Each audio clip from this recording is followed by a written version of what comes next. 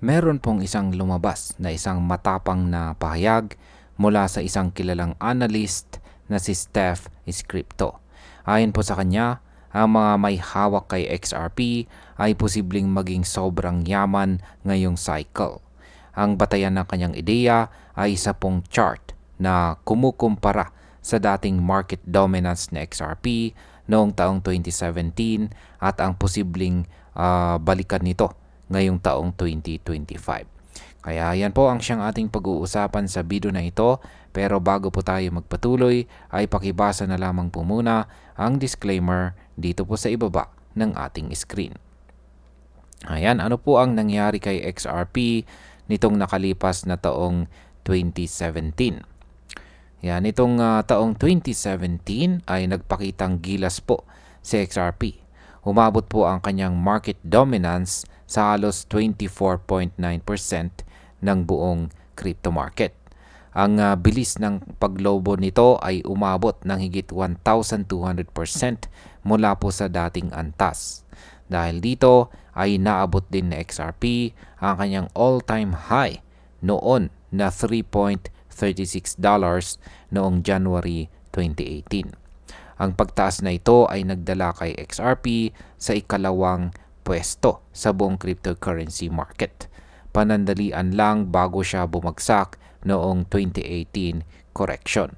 Ang matinding rally na iyon ang nagsilbing benchmark na sinusukat ngayon ng mga analyst. Kung titignan po natin ang epekto nito noon, ang mabilis na pagtaas ay nagbigay ng tiwala sa mga investors at malaking demand. Ibig sabihin, kung mauulit po ang ganitong scenario sa ngayong taong 2025, ay posible pong magkaroon ulit ng malakas na presyo itong si XRP. Ngayon ay ano po ba ang nangyari pagkatapos ng 2018 na correction?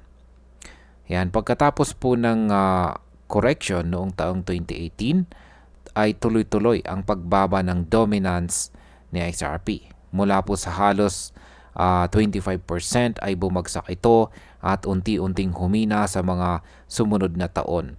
Sa panahon ng pagsusuri ni Steph ngayong taong 2025, ang dominance ni XRP ay nasa 4.68%. Kaya yan, check po natin yung kanyang pinost dito. Yan, sabi niya, if XRP reclaims its 2017 market dominance level, we're all going to get extremely rich this cycle. Ayan, meron po siyang ibinahaging chart dito. Isa po itong weekly chart time frame.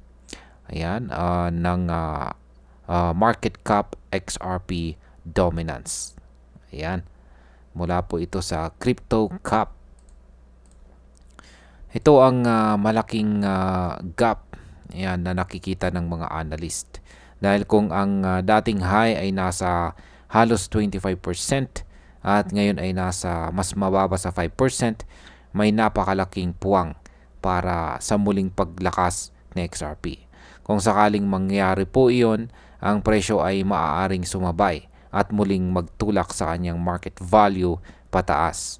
Sa madaling salita ay mas malaki po ang posibilidad ng malaking kita sa mga may hawak ng token kung uulit ang pattern ng market dominance.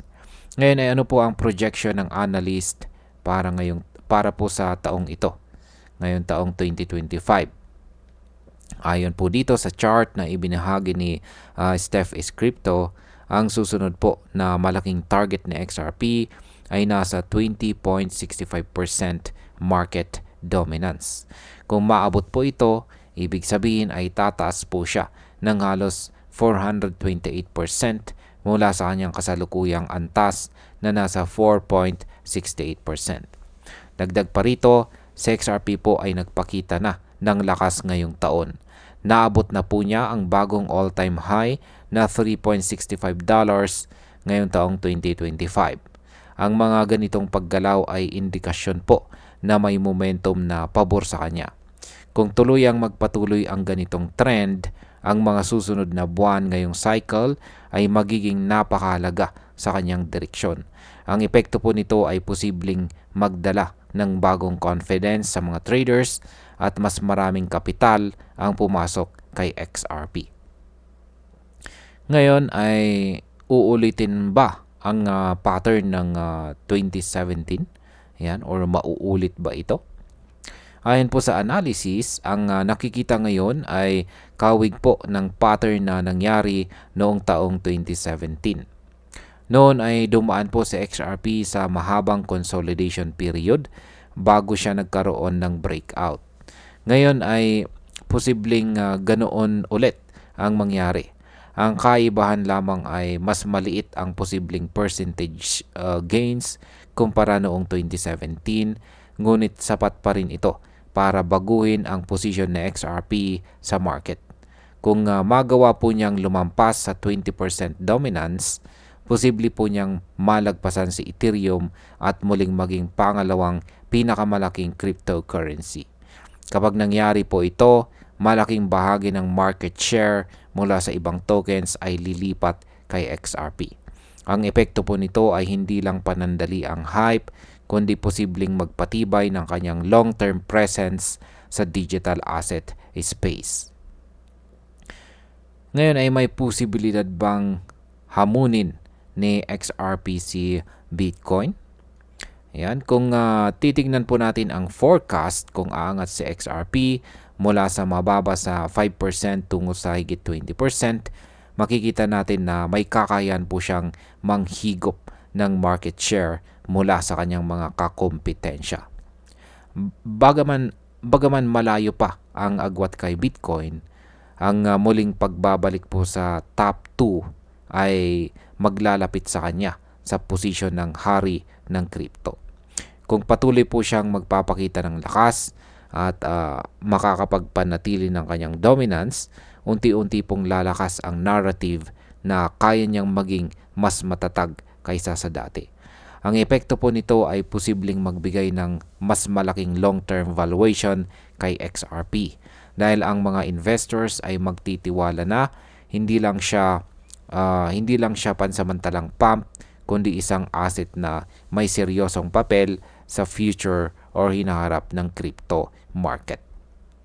Bilang panghuli, kung susuriin po natin ang analysis na ito, may basihan ang pag-asa ng mga investors dito kay XRP.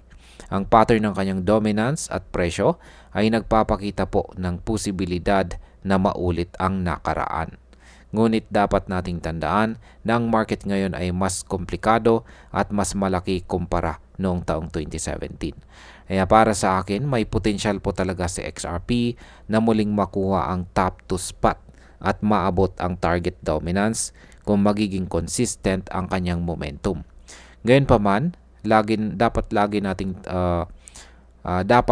may pag-iingat po dahil hindi po garantiya ang mga projection.